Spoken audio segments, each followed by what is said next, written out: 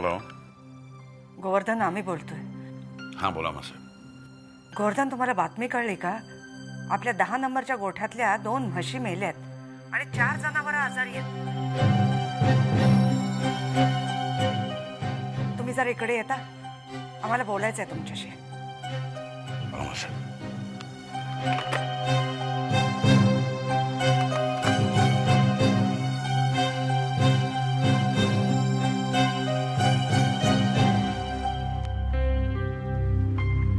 मासाहेब मी ऐकू.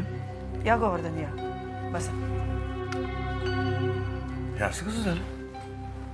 म्हणजे काही रोगाचा प्रादुर्भाव तसं असेल तर काळजी घ्यायला हवी आपल्याला. नाही हो, आपल्या 10 नंबरच्या गोठ्याचे इन्चार्ज आहेत ना शिंदे, ते म्हणाले की पशुखाद्यातून विषबाधा झाली आहे म्हणून. काय? आणि तसं असेल तर गोडाऊनमध्ये आता जेवढं पशुखाद्य आहे ते सगळं सील करायला पाहिजे. जी मासाहेब, मी स्वतः लक्ष घालतो आणि ते पशुखाद्य सील करतो आणि नवीन खाद्याची सोय करतो. येतो मी.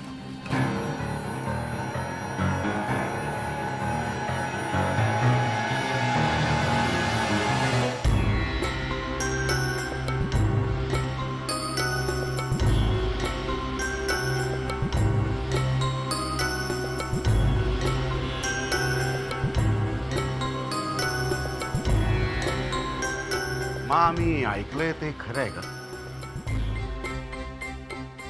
आपल्या 2 म्हशी मेल्या आहेत आणि 4 गुरं आजारी पडलेत. आमच्या कानावरती असंही आलंय की आपण ज्या कंपनीकडून नेहमी पशुखाद्य घेतो त्या कंपनीकडून विकत न घेता एका दुसऱ्याच कंपनीकडून पण स्वस्तातलं आणि लो क्वालिटीचं खाद्य विकत घेतलंय.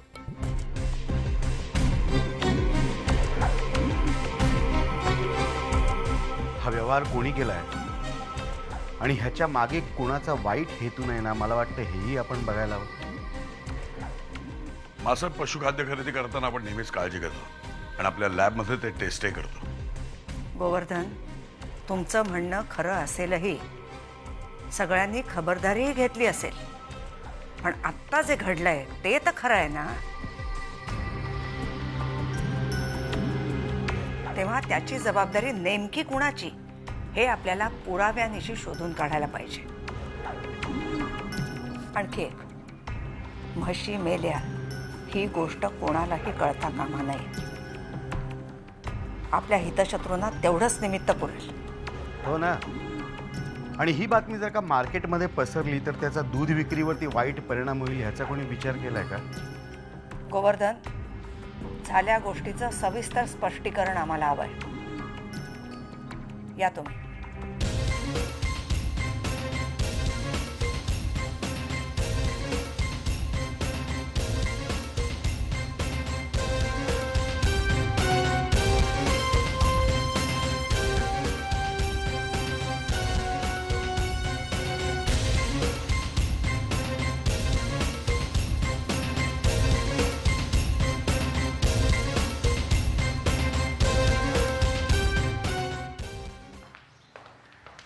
सर, बोलवलं मला? जरा पांड्यांना बोलव. हे सर.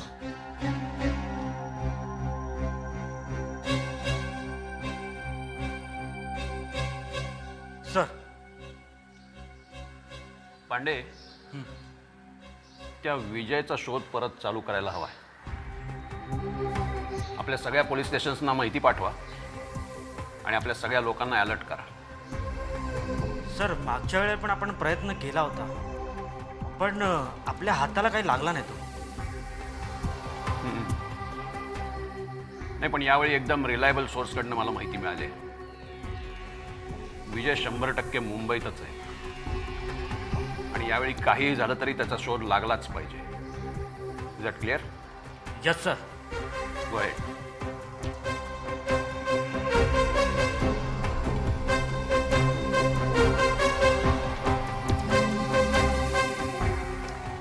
काय लहान मुलीसारखं करते? सागर, तू जातोयस पण घरी लवकर ये. आज डिनर नंतर आपण ड्राईव्हला जाऊया प्लीज. अगं लवकर कसं येणार? आम्ही बॅचलर्स पार्टीला चाललोय, यायला उशीर होणारच ना. अरे पण तुम्ही बॅचलर्स कुठे आहात? सागर, दिस इज नॉट फेअर. एक तर दिवसभर तू ऑफिस मध्ये असतोस, तर कधी रात्री फोन आले की लगेच जातोस, आणि आता या पार्ट्या. अगं म्हणून काय जुनी रिलेशन्स तोडायची का? तू घरी नसलास की मला खूप एकटं वाटतं. घरात इतकी माणसं असताना हो, आणि खरंच एकटं राहावं लागलं तर जर तशी वेळ आली तर बघीन. मुक्ता, तू हे सगळं बोलून स्वतःलाच त्रास करून घेते. हे दोघं ऐकणार आहेत का आपलं? अजिबात नाही. खरं सांगू का, या दोघांना ना बायकांपेक्षा मित्र जास्ती महत्वाचे आहेत. आणि सगळ्यात महत्वाची गोष्ट म्हणजे आपलं लग्न झालंय हे दुःख बाजूला सारण्यासाठी या बॅचलर्स पार्टी वगैरे खूप महत्वाच्या असतात ग. म्हणजे काय आहे, तिथे जायचं, भरपूर प्यायचं, नाचायचं, म्हणजे बायकांची कटकट नको, बाकी काही नाही. हे सगळं कळतंय ना तुम्हाला, मग सुखासुखी जाऊ दे ना आम्हाला. कशाला उगाच कटकट करताय. चल रे. आलो आम्ही. Take care. तू कशाला उगाच त्रास करून घेतेस? आपण काय करू माहितीये, आपणही भरपूर मैत्रिणी गोळा करू, धमाल करू आणि पार्ट्या करू. ओके? बरं, तू जरा जेवणाची तयारी करशील, मी पप्पांना एक फोन करून. ओके.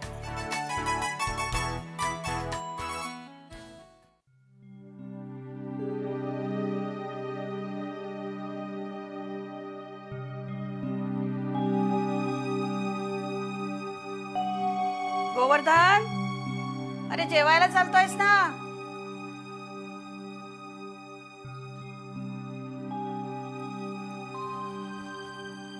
गोवर्धन, ए गोवर्धन, अरे काय झालंय? आल्यापासून बघते अस्वस्थपणाने नुसतं फेऱ्याच घालतोयस तू.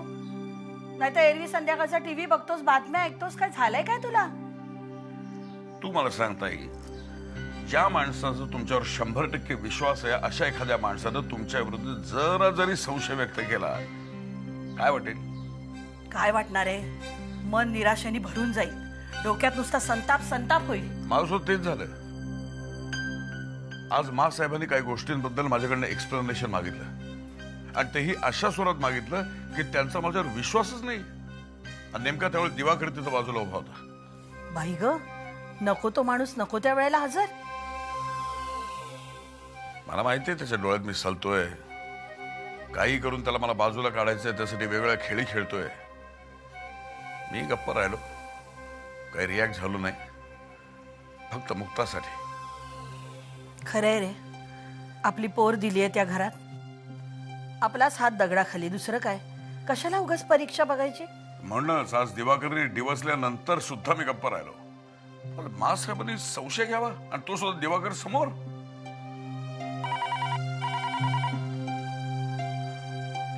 हॅलो. हॅलो गोवर्धन. हा बोला मासाहेब.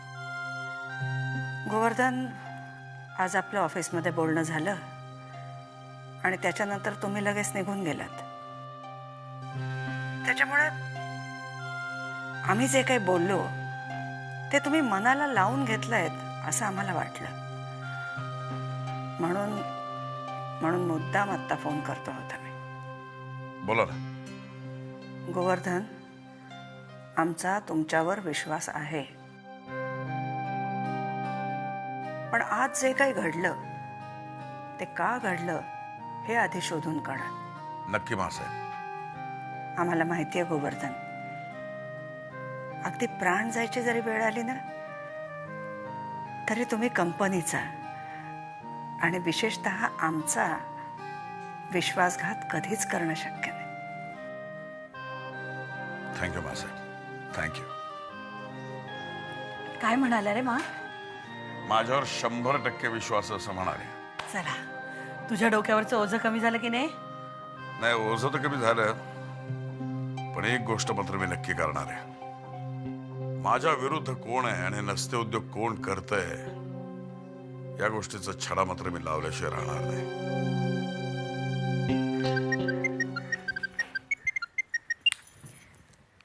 हॅलो. मी बोलतोय. हा, बोला. बोलायला वेळ नाहीये, पैसे हवेत, नाहीतर सागरला सगळं सांगून टाकेल. 1 तासाच्या आत पैसे हवे. कुठे यायचं आहे माहिती आहे ना? हो.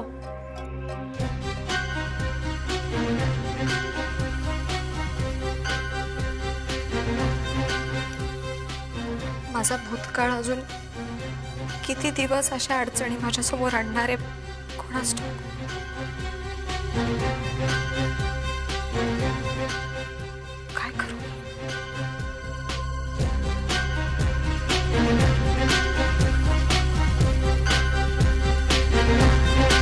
हे पहा, काहीही असलं तरी मला सगळं कळलं पाहिजे. हा दिवाकर नाही नाही, कितीही उशीर झाला तरी हरकत नाही, पण सगळी इन्फॉर्मेशन मला मिळाली पाहिजे. ओके. हा काय हो, काय झालं? काही टेन्शन आहे का? हां, तुला आधी वाईट बातमी सांगतो. अगं, आपल्या डेअरीमध्ये ना 2 म्हशी अचानक मेल्या आणि 5 आजारी पडले. अचानक? काय काय झालं? हो ना, म्हणजे आम्हाला वाटलं काही रोग बीक तर नाही ना.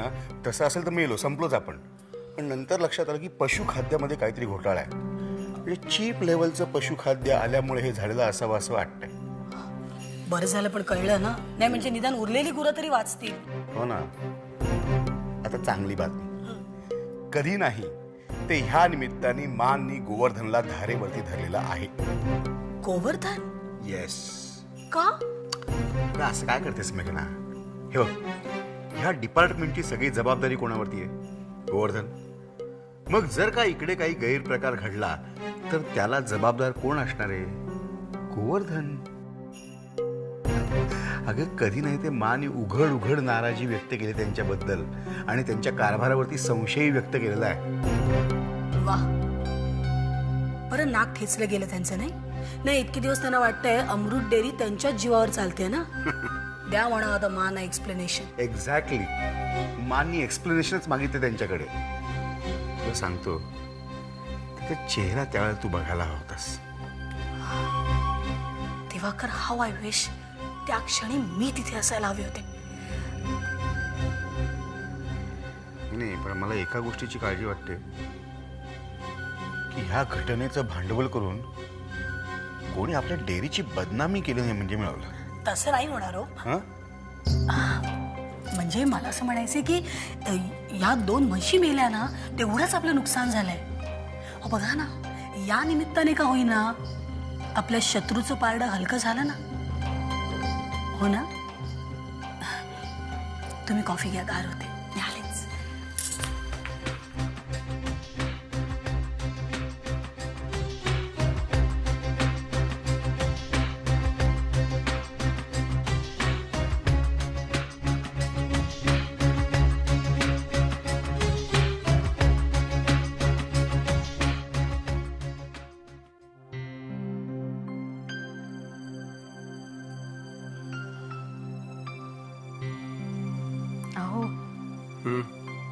बास करा ना आता. किती वेळ काम करणार आहात?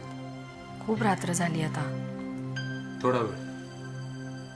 1 तासापूर्वी तुम्ही हेच म्हणाला होतात की थोडा वेळ. बास झालं आता. नाही, तू जाऊन झोप जा. माझ्या झोपेसाठी नाही म्हणत आहे मी. तुम्हाला सुद्धा विश्रांती नको का? उद्याचा दिवस खूप गडबडीत जाणार आहे आपला. का उद्या काय? ही मुलं यायची आहेत ना महाबळेश्वरहून. अरे मी विसरलोच. उद्या जेवायला छान मेनू ठरवलाय मी.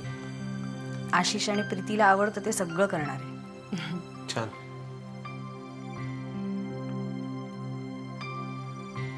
अहो, एक प्रश्न विचारू?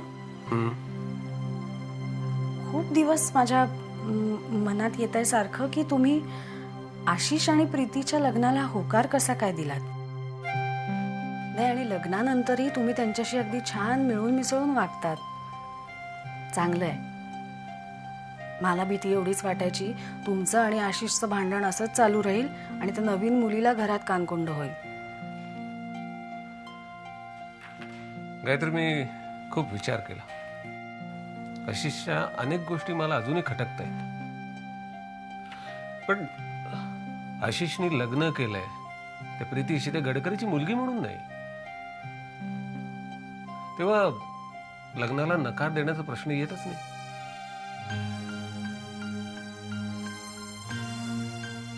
बरं झालं तुम्ही असा विचार केलात ते. नाही, खरंच बरं झालं. आणि हा निर्णय घेतलात ते खरंच छान झालं. पण तुम्ही आशिष आणि प्रीतीशी जे काय वागताय ते खरंच आहे का देखावा? देखावा? नाही गायत्री, मी वरवरच असं वागत नाही, खोटं वागत नाही. तुला चांगलं माहिती आहे. मी विचार केला की एक नवीन मुलगी घरात येणार तेव्हा हे सगळे ताणतणाव संपवायचे. आशिषला माफ करायचं त्याच्या जुन्या गोष्टी विसरून जायच्या. म्हणजे आपल्या मुलांना आपण नाही माफ करणार तर कोण करणार, नाही का?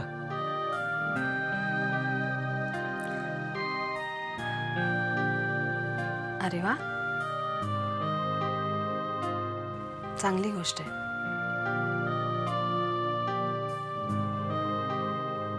मुलाला अगदी सहजासहजी माफ केलं तुम्ही.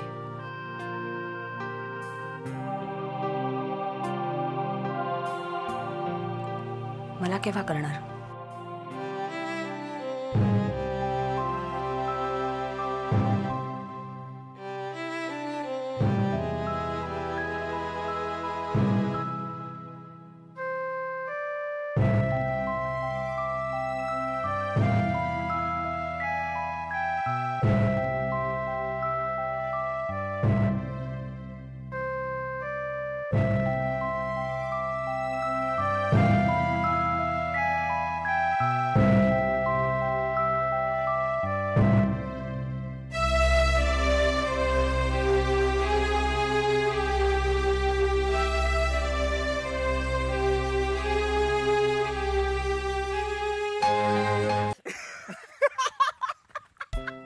कसला पोपट आहे ना. खरंच पोपट आहे तो ओंकार. अरे यार खरंच काय धमाल गेली ना. बऱ्याच दिवसांनी यार खूप रिलॅक्स वाटतंय खरंच. आता तेच घरातले प्रॉब्लेम्स, ऑफिस मधले टेन्शन. अरे आज कित्येक दिवसांनी मी पण काय नाचलो, मला धमाल. खरंच मजा आली. पण काही म्हण राकेश, आपली बॅच काही वेगळीच आहे. बघ ना, अरे इतक्या वर्षांनी सगळे भेटले तरी सुद्धा केवढी धमाल गेली सगळ्यांनी. एक्झॅक्टली. अरे खरं तर त्यांनी मुलींना पण बोलवायला पाहिजे होतं. म्हणजे मुक्ता, ज्योतीला पण आपल्याला नेता आलं असतं ना. अरे कशाला? अरे मुलींना बोलवलं असतं तर ती बॅचलर्स पार्टी राहिली असती का? आपण एवढी धमाल करू शकलो असतो का? आणि त्यांना जर बोलवलं असतं तर आपलं लक्ष त्यांच्यातच राहिलं असतं ना. सगळं एक विचारू. हा विचार ना. तू आणि मुक्ता खुश आहात का रे?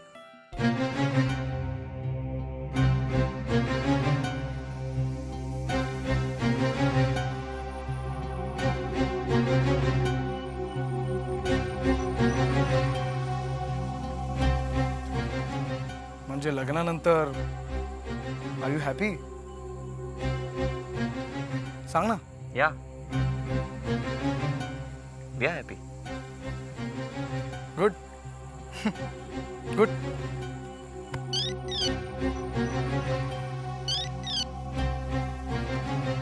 हॅलो. हॅलो.